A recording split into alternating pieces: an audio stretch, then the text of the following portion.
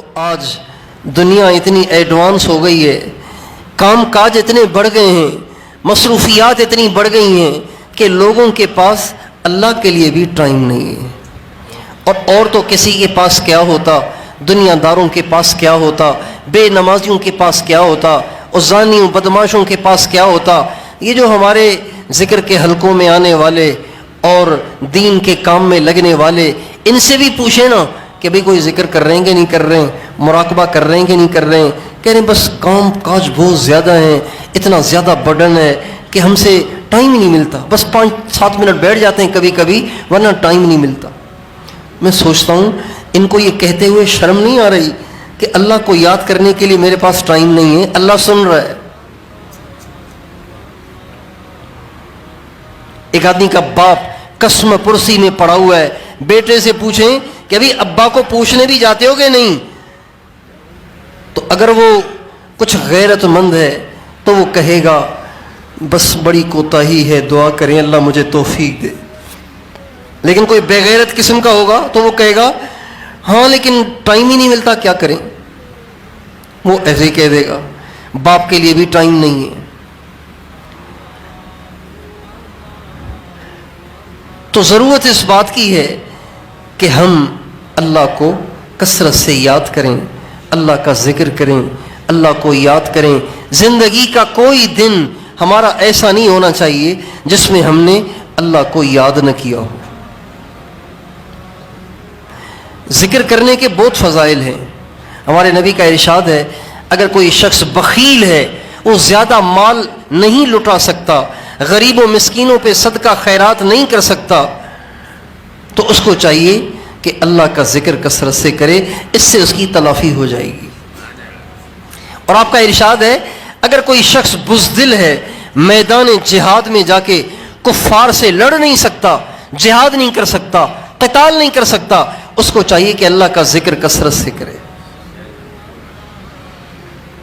ہمارے نبی کا ارشاد ہے اگر کوئی شخص ساری رات تہجد نہیں پڑھ سکتا، لمبی لمبی عبادتیں نہیں کر سکتا، تو اس کو چاہیے کہ اللہ کا ذکر کثرت سے کرے، اس سے بھی اس کی تلافی ہو جائے گی۔ اللہ کا ذکر اتنا عظیم الشان عمل ہے، اور مشائخ کہتے ہیں اللہ تعالیٰ نے ہر چیز کی ایک حد مقرر کی ہے۔ نمازیں 5، روزے رمضان کا مہینہ 29 یا 30، زکوٰۃ 40واں حصہ، حج زندگی میں 1 دفعہ، لیکن اللہ کا ذکر کتنا کرنا ہے اس کی کوئی حد ہی نہیں۔ آپ دیکھیں نبی پاک علیہ الصلوۃ والسلام جب بیت الخلاء میں جاتے تھے نا پیشاب کرنے کے لیے، قضاء حاجت کے لیے، جب باہر نکلتے تھے نا تو نکل کے پتہ ہے کیا دعا پڑھتے تھے؟ غفرانک، اے اللہ معاف کر دے۔ ارے معاف کر دے، یہاں معافی مانگنے کا کیا موقع ہے؟ بیت الخلاء میں کون سا جرم کیا ہے کہ یہاں معافی مانگی جا رہی ہے؟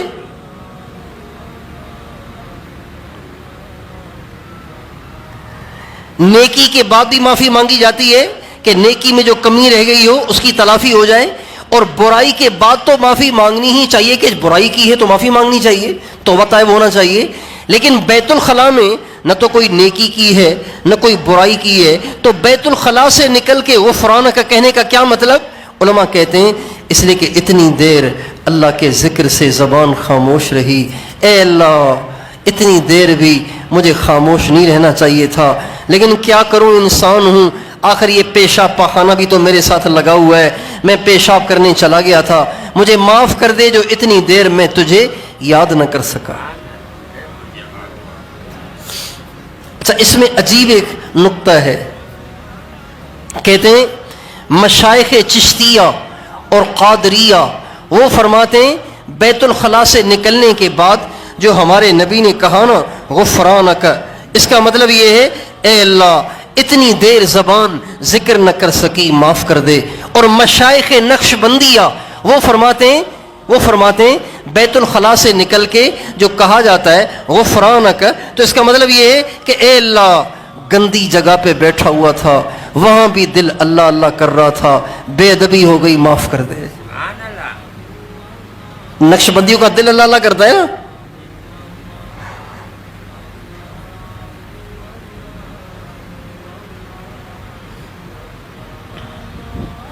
اور ذکر کرنے کے فضائل تو بہت ہیں، لیکن سب سے بڑی ذکر کی فضیلت پتہ ہے کیا ہے؟ سب سے بڑی ذکر کی فضیلت پتہ ہے کیا ہے؟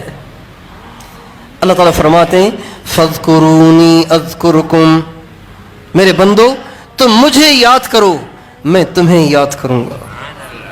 یہ تو انتہا ہو گئی نا، اس سے بڑی تو کیا بات ہوگی کہ ہم گندے بندے حقیر فقیر اللہ کو یاد کریں، اللہ ہمیں یاد کرے۔ اللہ اکبر،